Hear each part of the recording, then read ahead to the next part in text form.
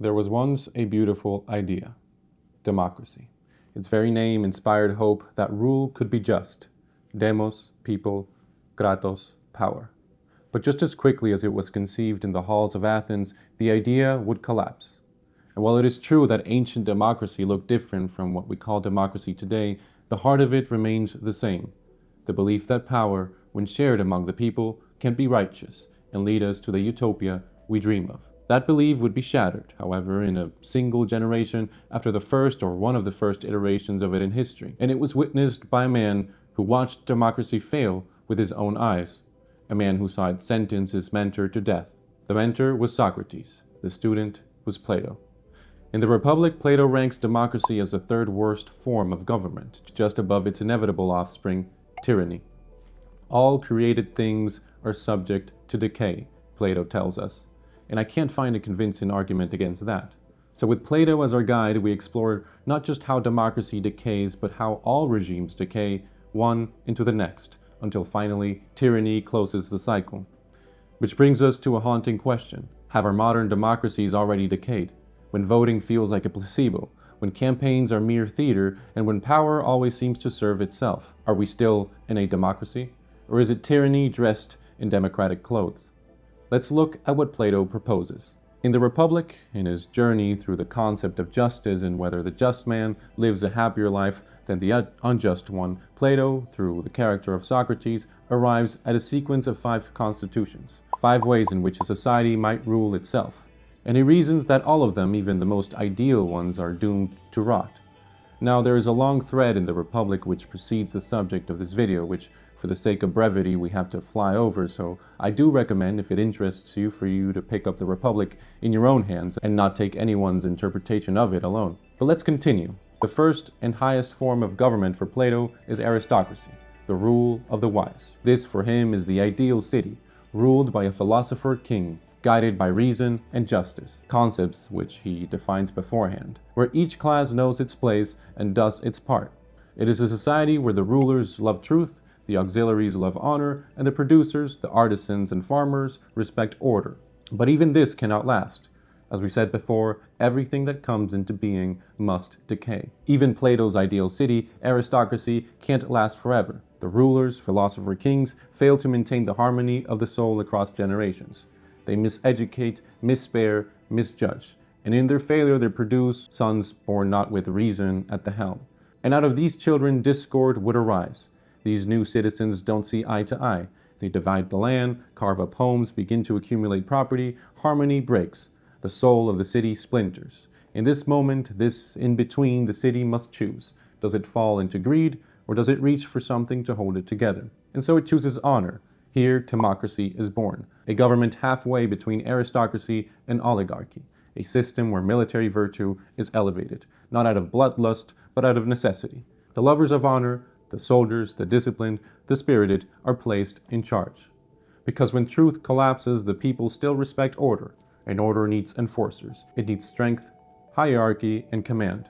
Democracy is not yet corrupt. It's rigid, proud, and dutiful. The timocratic man, disciplined, loyal, proud, harsh, still carries the ghost of reason within him. He believes in virtue, but defines it narrowly, through duty, obedience, and honor.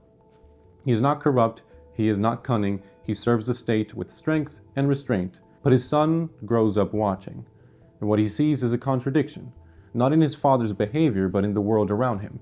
His father fights for honor, he obeys every rule, and yet others less noble live in comfort.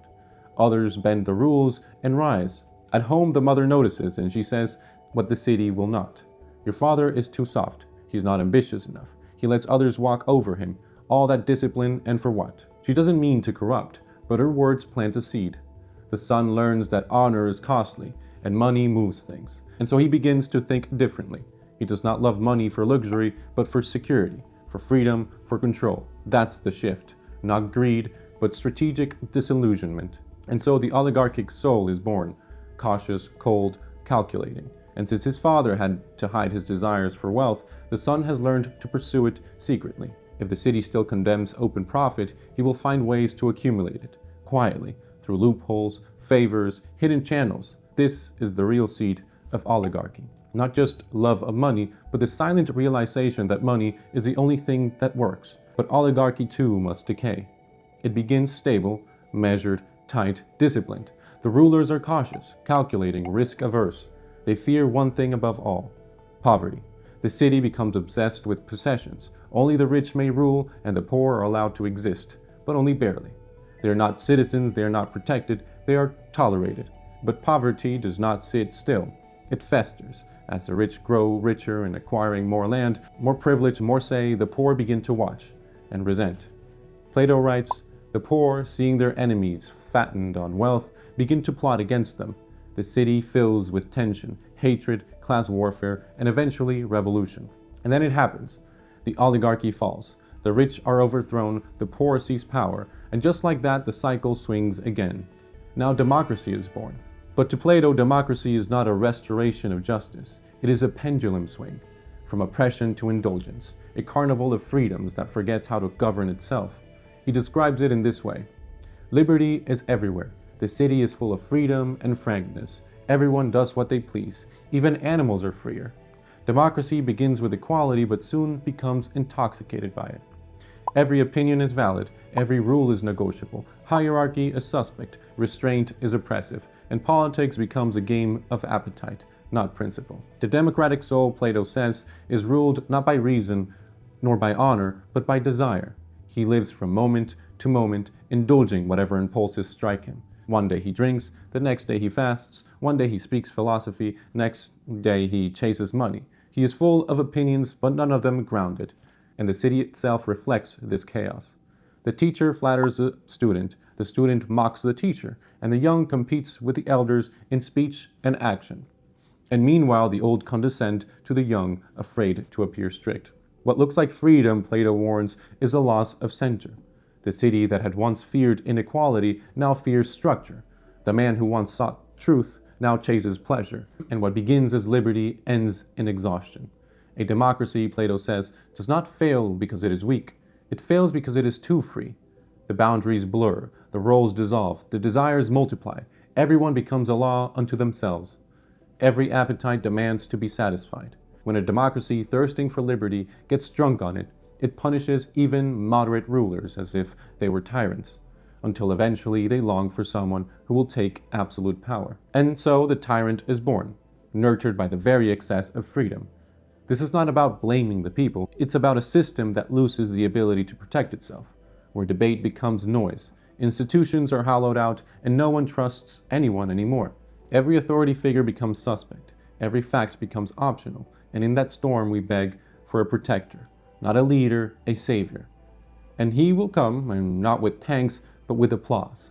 Plato's tyrant does not rise in opposition to the people. He emerges from them, their desires, their frustrations, their exhaustion. The people, tired of chaos, look around for a protector, and when they find one, they nurture him, elevate him, and put their hopes in him alone. At first, the tyrant is not feared. He is adored.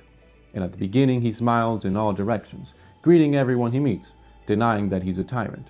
He makes generous promises, cancels debts, and distributes land to the people and his followers. He flatters the masses.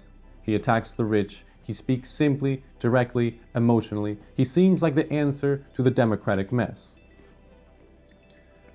The protector, having a mob entirely at his disposal, he is not restrained from shedding the blood of kinsmen.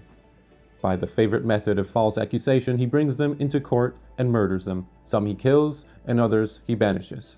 At the same time, hinting at the abolition of debts and partition of lands. And after this, what will be his destiny? Must he not either perish at the hands of his enemies, or from being a man become a wolf, that is, a tyrant? And if they are unable to expel him or to get him condemned to death by a public accusation, they conspire to assassinate him. Then comes the famous request for a bodyguard, which is a device for all those who got thus far in the tyrannical career. Let's not the people's friend, as they say, be lost to them.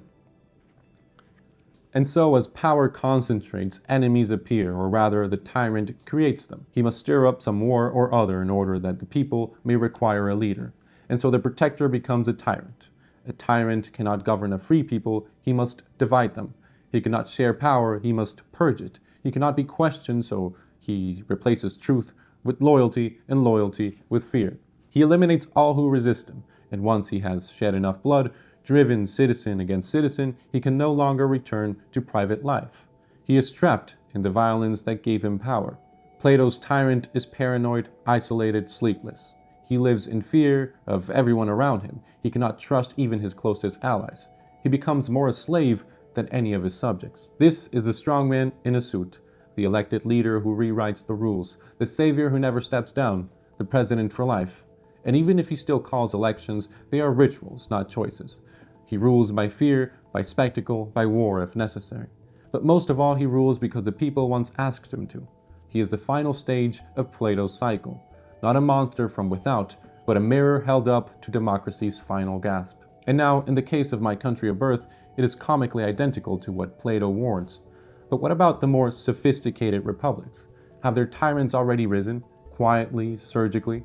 Is a tyrant not a single man anymore, but a syndicate, a group of symbiotic rulers passing the baton among themselves, knowing it will come back around? A tyranny of political parties, all of them pretending to uphold democracy, only so that the mask never slips, and so the people never see what stands beneath it. Or maybe some republics haven't reached that final stage yet. Maybe they're still resisting decay, still holding on to the heart of the idea. Maybe it can be done. Maybe in understanding Plato's warning, we can turn the cycle into something sustainable and just.